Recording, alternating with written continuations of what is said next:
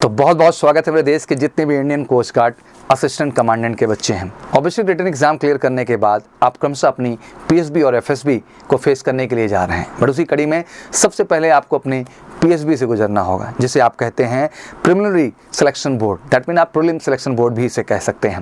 Prelim selection board में अब आप सफलता लेने के बाद ही 1 महीने बाद आपको अपनी एफएसबी की प्रक्रिया से गुजरना होता है। पीएसबी एफएसबी को अगर हम देखें तो मूलतः ये बिल्कुल एसएसबी जैसा ही सिस्टम है, सर्विस सिलेक्शन बोर्ड जैसा, और काफ़ी उसी से मिलता जुलता सिस्टम है। बट जैसे कि सर्विस सिलेक्शन बोर्ड के अंदर आप स्क्रीनिंग राउंड और स्क्रीनिंग के बाद क्रमशः अपनी साइकोलॉजी इंटरव्यू और GTO test and till conference जाते हैं। बट यहाँ पे क्या होता है कि पहले स्टेप पे जो आपका स्क्रीनिंग राउंड है उसको यहाँ पर आप पीएसबी के नाम से पहचानते हैं, जिसको आप प्रिलिमिनरी या प्रीलिम सिलेक्शन बोर्ड के नाम से पहचानते हैं। आपको यहाँ पे रीजनिंग टेस्ट से गुजरना होता है और क्रमशः पीपीडीटी पार्ट से गुजरना होता है। तो बेसिकली रीजनिंग टेस्ट इसमें सबसे अहम होता है, क्योंकि इसके बाद ही आपको पीपीडीटी की प्रक्रिया से गुजरने का मौका मिलता है और आप पीएसबी में सेलेक्ट होते हैं, तभी आफ्टर अ मंथ आपको एफएसबी फेस करने का मौका मिलेगा। तो बेसिकली आज मैं एफएसबी की नहीं, सबसे पहले मैं पीएसबी की बात करने आया हूँ, क्योंकि वो समझना आपके लिए बहुत जरूरी है। और पीएसबी में भी सबसे ज़्यादा अहम पार्ट जो आपका है वो रीजनिंग का पार्ट है। आज उसके विषय में आपके सामने बात करने आया हूँ। एग्जैक्टली कितने सेक्शन में क्वेश्चंस पूछे जाते हैं, हर सेक्शन में कितने नंबर आप क्वेश्चंस पूछे जाते हैं और एग्जैक्टली आपको कितना समय दिया जाता है। तो चलिए पूरी डिटेलिंग को बेहतर ढंग से समझने की कोशिश करते हैं। उनमें जैसा कि आपको पता है कि सबसे पहला स्टेप जब हम इंडियन कोस्ट गार्ड की बात करते ही हैं तो डॉक्यूमेंटेशन वेरिफिकेशन सबसे अहम कड़ी हो जाती है। तो बिल्कुल डॉक्यूमेंटेशन का प्रॉपर डिटेल वेबसाइट पर दिया गया है, आपको कॉल लेटर्स आए उसमें भी डिटेल दी गई है। प्रॉपर वो डॉक्यूमेंट्स मेंटेन करें और फोटो बहुत पुरानी नहीं होनी चाहिए और आपका साथ ही साथ जो है सब चीज़ का फोटो स्टेट एंड ओरिजिनल दोनों ही आप कैरी करें, अदरवाइज वहाँ पे आपको दिक्कत होगी। बिल्कुल एक एग्जैक्ट टाइम लगता है डॉक्यूमेंट वेरिफिकेशन के लिए। जब आपका डॉक्यूमेंट्स पूरी तरह से अप्रूव हो जाता है, सब कुछ क्लियर हो जाता है, तो ऑब्वियसली आपको नेक्स्ट स्टेप के लिए कहा जाता है। एक तरीके से नेक्स्ट स्टेप को आप समझ सकते हैं कि वाईआर टेस्ट की तरह है, जिसको आप ऑफिसर इंटेलिजेंस रेटिंग की भाषा में समझिए, जैसे एसएसबी के अंदर आप लोग समझते हैं, जिसमें आपको टोटल 80 क्वेश्चन दिए जाते हैं और टाइम आपके पास होता है 30 मिनट्स। तो आप समझ सकते हैं कि टाइम मैनेजमेंट इसमें कहीं ना कहीं सबसे बड़ा क्राइटेरिया हो जाता है।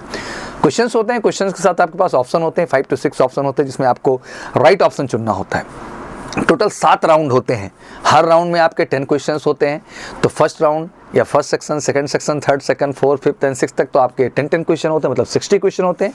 बट जो 7th राउंड आपका होता है, 7th सेक्शन जो आपका होता है, उसमें 20 क्वेश्चन होते हैं, मतलब 80 क्वेश्चन टोटल आपके सामने होते हैं। बट टाइम ध्यान रखिएगा 30 मिनट होता है। तो चलिए आज मैं इसी की डिटेलिंग पे बात करने वाला हूँ और एग्जैक्टली इसकी डिटेलिंग पे बात करने के साथ साथ ये भी गाइड करूँगा आपको कि आखिर इसके स्पेशल मॉडल पेपर्स की प्रैक्टिस जरूर करिए। 80 क्वेश्चन का जो स्पेशल मॉक है वो आपको केवल मेजर कलसी क्लासेस के प्लेटफॉर्म पर मिलेगा, जहाँ आप हमारे एमकेसी टेस्ट प्रेप ऐप में जा सकते हैं और आपको वहां पर स्पेशली OIR पार्ट के पीएसबी के अंतर्गत जो 80 क्वेश्चन के स्पेशल मॉक हैं वो मॉक वहां पे आपको अवेलेबल कराए जा रहे हैं। उन मॉक से जुड़ करके अपनी प्रैक्टिस कर सकते हैं, अपनी स्पीड को जज कर सकते हैं और फाइनली अपनी परफॉर्मेंस को बेहतर कर सकते हैं। तो चलिए आज डिटेल में इस चीज़ को समझते हैं, फिर फर्दर वीडियोस भी मैं आपके सामने ले आऊँगा, जिसमें मैं आपके एफएसबी प्रोसीजर को भी लेके बात करूँगा। तो चलिए तेजी के साथ शुरू करते हो। टेस्ट प्रेप ऐप अगर अभी तक नहीं डाउनलोड किया एमकेसी टेस्ट प्रेप ऐप तो जाके फटाफट डाउनलोड कर लीजिए। सेक्शन 1 की बात करें तो ऑब्वियसली आपके फर्स्ट टू 10 क्वेश्चन हैं। सेक्शन 2 मैंने बता ही दिया कि 11 to जो है आपके 20 क्वेश्चन है। वहीं सेक्शन 3 की बात करें 21 to 30 है। सेक्शन 4 की बात करें तो 31 to 40 है। सेक्शन 5 की बात करें तो ऑब्वियसली आपका 41 to 50 है। सेक्शन जो है 6 की बात करें तो आपका 51 to 60 है। और फाइनली जब सेक्शन 7 की बात करते हैं तो आपका 61 से लेकर के 80 क्वेश्चन तक का क्राइटेरिया रहता है। अब सेक्शन 1 की सबसे पहले बात करेंगे। इसमें 10 क्वेश्चन आपके टोटल हैं। तो क्या आते हैं 10 क्वेश्चन, कहाँ से आते हैं? तो 5 जो है क्वेश्चन आपके सीरीज कंप्लीशन के रहेंगे और 5 क्वेश्चन आपको जो है ब्लड रिलेशन से यहाँ पूछे जाएंगे। 60 सेकंड मिलेगा हर क्वेश्चन के लिए आपको, ठीक है ना। दैट मीन टोटल आपको देखा जाए तो 10 मिनट का समय सेक्शन 1 में दिया जाएगा। और यहाँ कोई आपको क्वेश्चन पेपर नहीं मिल रहा है, सब कुछ प्रोजेक्टर बेस्ड आपको दिखाया जाता है। वहाँ पे उतनी देर के लिए वो विजुअल रहेगा आपके सामने क्वेश्चन, उतनी देर में उसको देखिए और OMR पे अपना राइट आंसर आप टिक कर लीजिए प्रॉपर तरीके से। फिर आता है आपका सेक्शन 2, जिसमें 5 क्वेश्चन सिनोनिम्स के हैं, 5 क्वेश्चन एंटोनिम्स के दिए गए हैं। हर क्वेश्चन के लिए जो यहाँ टाइम है वो 5 सेकंड का है। दैट मीन ये जो आपको पूरा पेपर सेक्शन 2 का करना होता है, इसके लिए केवल आपको 50 सेकंड का टाइम दिया जाता है। दैट मीन आपके जो 5 सिनोनिम और 5 एंटोनिम्स के क्वेश्चन हैं, 5 सेकंड में आपको एक क्वेश्चन रीड भी करना होता है, अप्रोच भी करना होता है। तो ये रहा आपका सेक्शन 2। सेक्शन 3 की बात कर लेते हैं। सेक्शन 3 में आपका spelling mistake are to find correct word, ठीक है ना।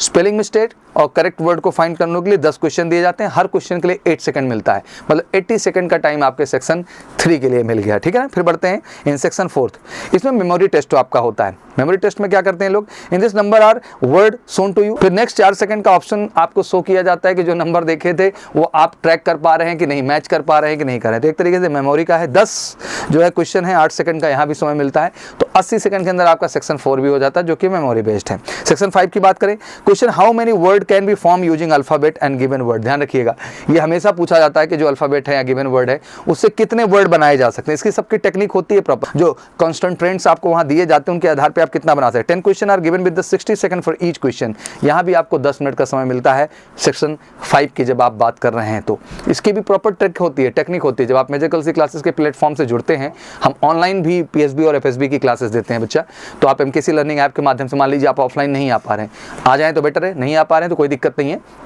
आप ऑनलाइन एमकेसी लर्निंग ऐप से जुड़िए और जाकर के इंडियन कोस्ट गार्ड एसी का बैच ज्वाइन करिए, पीएसबी और एफएसबी दोनों का, या पीएसबी का भी केवल ज्वाइन कर सकते हैं, और वहाँ से आप ये प्रैक्टिस सेट हमारे साथ करें, आपको बहुत फायदा मिलेगा और फाइनली आप अपना रिजल्ट दे पाएंगे। उसके लिए सिंपल 9696330033 पे कॉल करना है बच्चा, या व्हाट्सअप कर लेना है 9696220022 पर। अब आ जाते हैं सेक्शन 6 पे। सेक्शन 6 में जो है rotational clockwise anti clockwise by the specific angle mirror image, 10 question दिए जाएंगे, 20 सेकंड होगा इसमें, टोटल आपको 1 मिनट 20 सेकंड का यहाँ पर समय मिल जाएगा। अगर हम सेक्शन 6 की बात करें, रोटेशन पे क्लॉकवाइज एंटी क्लॉकवाइज जो है आपको ये दिया जाता है। फिर आता है आपका finally section 7, there will be 20 question in total, मतलब 20 क्वेश्चन टोटल दिए जाते हैं इसमें भी। 12 question on counting the occurrence of a digit or an alphabet in given array of digits or alphabet, ठीक है ना। And for those 10 second are given to each question, remaining 8 question are puzzle type question, for each question you given only 3 second each.